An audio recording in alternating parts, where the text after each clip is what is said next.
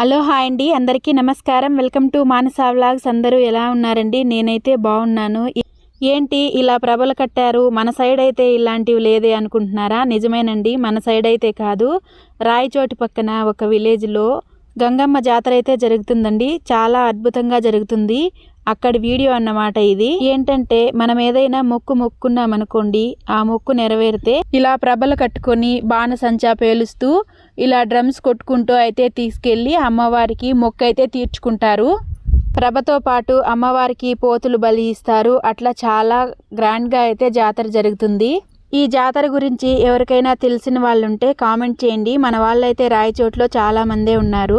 ఆ జాతరలో దాదాపుగా 300కు పైగా ప్రభలైతే వస్తాయంట. అదే హైలైట్ అన్నమాట. ప్రభలు కట్టుకురావడమే హైలైట్ జాతరలో. 2-3 రోజుల పాటు జరిగే ఈ జాతరలకి చుట్టుపక్కల ప్రాంతాల వాళ్ళంతా వచ్చి అయితే అమ్మవారిని దర్శించుకొని అయితే వెళ్తారండి. ప్రభలతో పాటు బాణసంచా, ఆర్కెస్ట్రా, డీజేలు ఇంకా చాలా ప్రోగ్రామ్స్ అయితే ఉంటాయి. ప్రభ కట్టడం అంటే దాదాపుగా ఖర్చు అయితే ఎక్కువ వస్తుందండి. ఎవరైతే మొక్కులు మొక్కునుంటారో వాళ్ళు మాత్రమే ప్రభలైతే కట్టి తీసుకెళ్తారు. మొక్కులు లేని వాళ్ళు దీపాలు మాత్రం తీసుకెళ్ళి అమ్మవారికి సమర్పించుకొని అయితే వస్తారు. మీలో ఎవరికైనా ఈ జాతర గురించి తెలిసింటే కామెంట్ చేయండి.